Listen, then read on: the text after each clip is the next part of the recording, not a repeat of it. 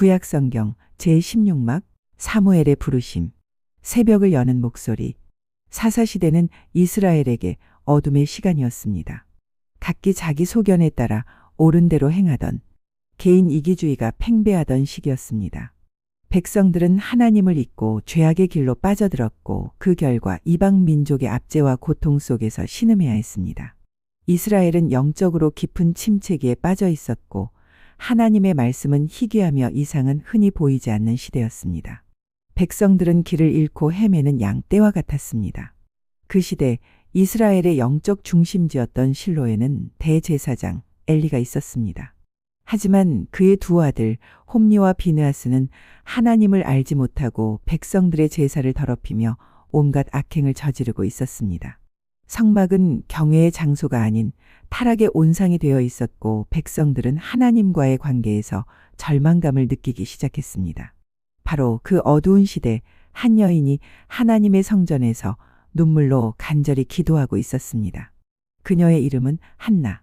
그녀는 아이를 갖지 못하는 슬픔과 경쟁자 분인나의 조롱 속에서 깊은 고통에 잠겨 있었습니다.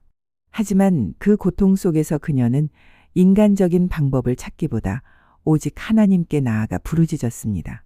오늘 우리는 영적 침체 속에서 한 여인의 간절한 기도가 어떻게 응답되었고 그 응답의 아이가 어떻게 하나님의 새벽을 여는 목소리로 부르심을 받았는지 사무엘의 부르심 이야기를 통해 응답하시는 하나님의 신실함과 순종하는 마음 그리고 새로운 시대의 희망을 목격할 것입니다. 한나는 매년 남편 엘가나와 함께 실로에 있는 성막으로 올라가 하나님께 제사 드렸습니다. 그러나 그녀의 마음은 자식 없는 고통으로 인해 늘 슬픔에 잠겨 있었습니다. 경쟁자인 분인나는 그녀를 더욱 괴롭혔습니다. 한나는 성전에서 목 놓아 울며 하나님께 간절히 기도했습니다.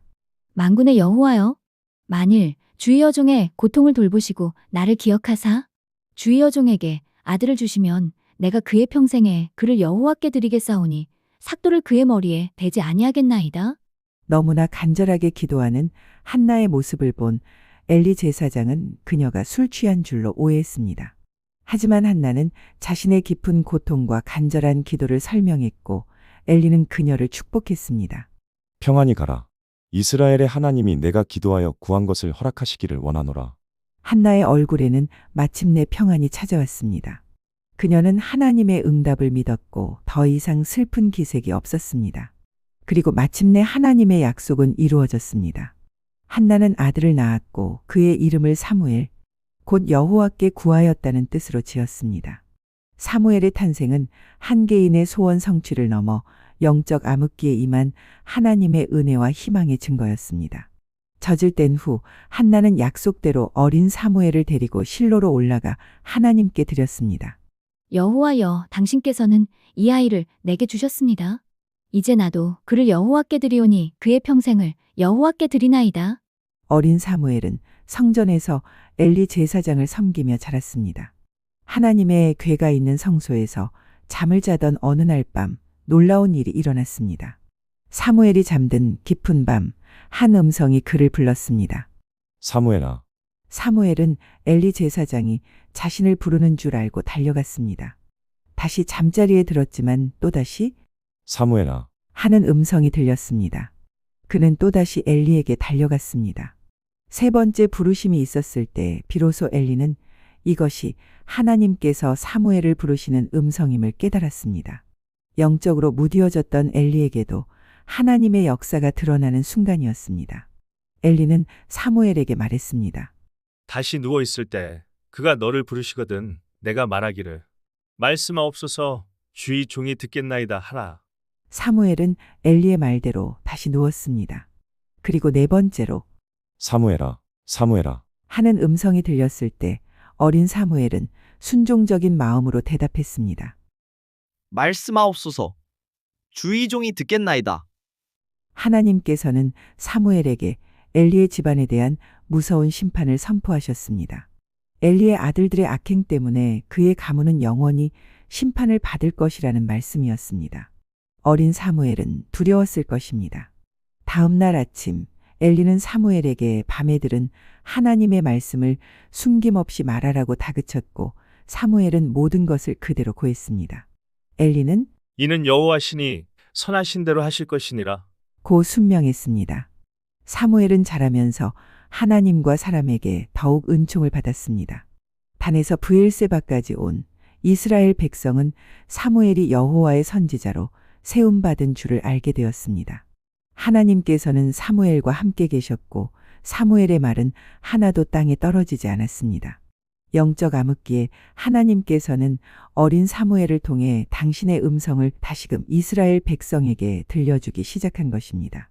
사무엘의 부르심 이야기는 우리에게 깊은 감동과 교훈을 줍니다. 그것은 간절한 기도의 힘을 보여줍니다.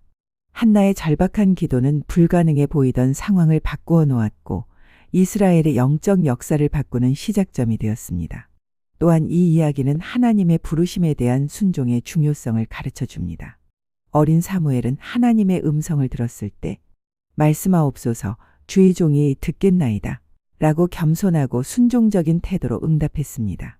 우리 삶에도 때로는 사무엘 시대처럼 영적인 침체와 혼돈이 찾아올 수 있습니다.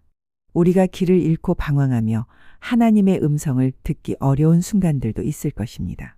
하지만 이 이야기는 우리에게 소망을 줍니다.